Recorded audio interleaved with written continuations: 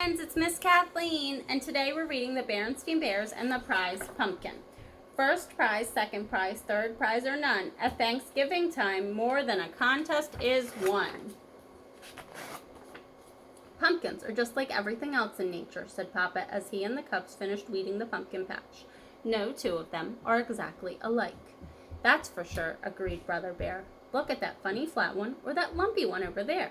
Then there was the giant, which is what Papa had named one that seemed to be getting bigger and bigger. Why is it that no two are exactly alike? Asked Sister.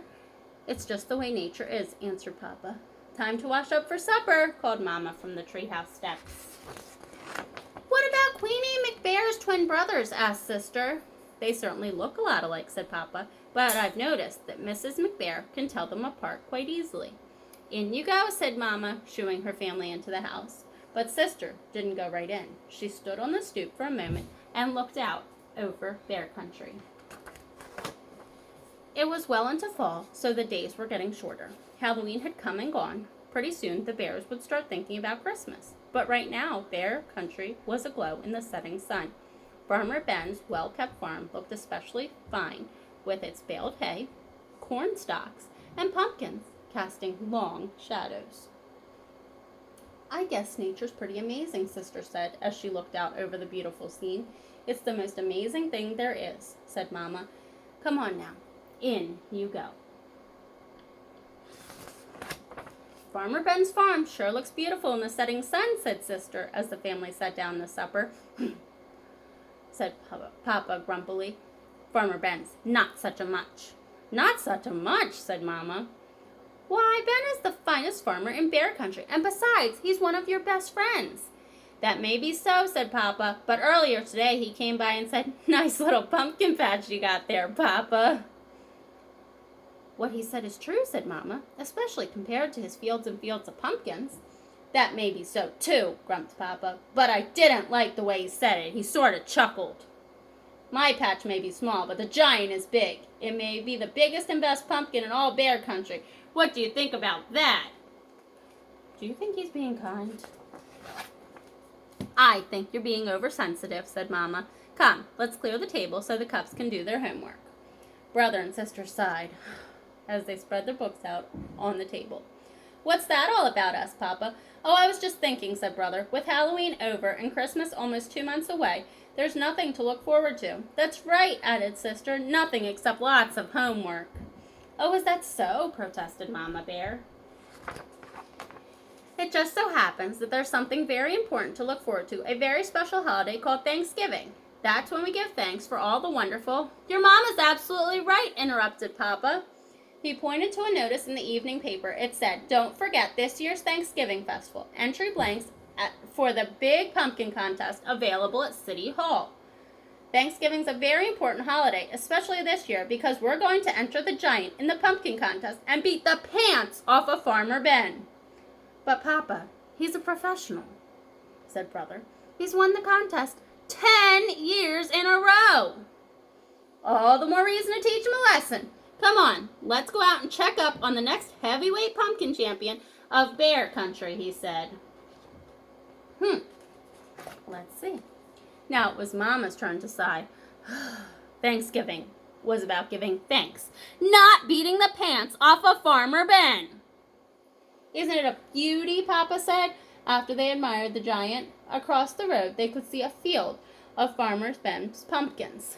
There were lots of fine ones, but none that measured up to the giant. There's homework to be done, called Mama Bear from the house. As they left, the cubs asked Papa, Aren't you coming in? Nope, he said. I'm going to stay out here a while and watch the pumpkin grow. Do you think he's going to see the pumpkin grow? Let's see. And grow it did. It grew bigger, rounder, and oranger every day. When Papa and the cubs went to City Hall to get an entry blank for the contest, they saw the place where the winning pumpkin would go on display. We can't lose, said Papa. In their mind's eye, they could see the pumpkin in its place of honor. Mama tried to remind them what Thanksgiving was really about, but every time she did, Papa would interrupt.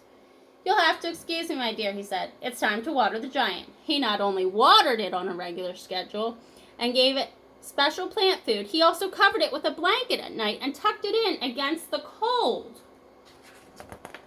One afternoon, the Cubs got off the school bus with something important to tell Papa, but they were stopped in their tracks by what they saw. He was talking to the giant. Come on, old buddy, you can do it. Suck up that water, take in that sunlight.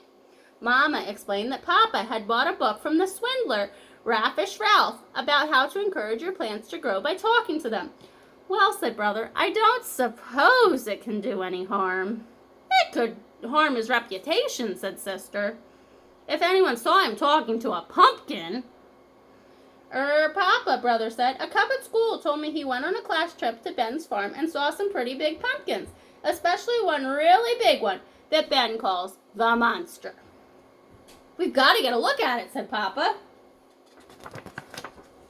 That evening, Papa and the Cubs climbed through the fence into Farmer Ben's field. They saw some good-sized pumpkins, but none matched the giant. Maybe it's behind the barn, whispered Papa. Suddenly, a light shone on them, and they heard Ben shout, Prowlers in the pumpkin field! Get my pitchfork! They got out of there so fast, Papa tore his overalls climbing through the fence. What have you been up to? Asked Mama Bear when they got home. Nothing much, said Papa. Just strolling in the moonlight. Is he telling a fib? The weekend before Thanksgiving arrived, and it was time for the big festival. The Bear family got there just in time. The pumpkin judging was about to begin. There were many fine pumpkins in the contest, but Papa was sure that none could measure up to the giant until he saw the monster. It was at least as big and round and orange as his pumpkin, and maybe, just maybe, a little bigger, a little rounder, and oranger. Pumpkin contest. First prize or bust. The giant, the judge, the grandstand, the gourd, the Joneses, Big Boy Grizzly Gus, Beauty B. Johnson, Big Orange, the Bruins, Pumpkin L. Smith, Autumn Gold, M. McGriz, Baby J. Grizola, and the monster Farmer Ben.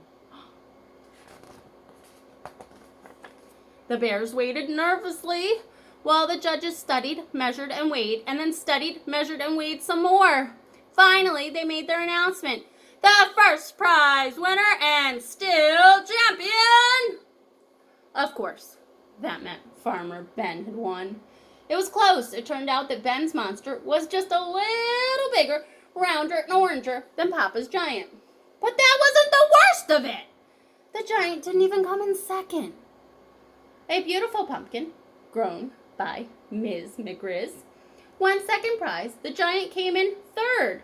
Papa and the Cubs were crushed, and very quiet as they pushed their third prize pumpkin home. It wasn't until they reached the crest of a hill that overlooked bear country that Mama decided to have her say, I know you're disappointed, but third prize is nothing to be ashamed of. Besides, Thanksgiving isn't about contests and prizes. It's about giving thanks, and it seems to me that we have a lot to be thankful for. Perhaps it was Mama's lecture, or maybe it was how beautiful bear country looked in the sunset's rosy glow. But whatever the reason, Papa and the Cubs began to understand what Mama was talking about. Even more so on Thanksgiving Day, after the Bears gave thanks for the wonderful meal they were about to enjoy, Sister Bear gave her own special thanks. I'm thankful, she said, that we didn't win first prize. If we had, the giant would be on display in front of City Hall instead of being part of the yummy pies we're going to have for dessert. Who likes pumpkin pie? As the laughter faded and the Bears thought about the blessings of family, home, friends, and neighbors, they knew deep in their hearts that there was no question about it. Indeed, they did have a great deal to be thankful for. The end. I hope everyone enjoyed my story, and I hope everyone has a great day. See you guys tomorrow. Bye for now.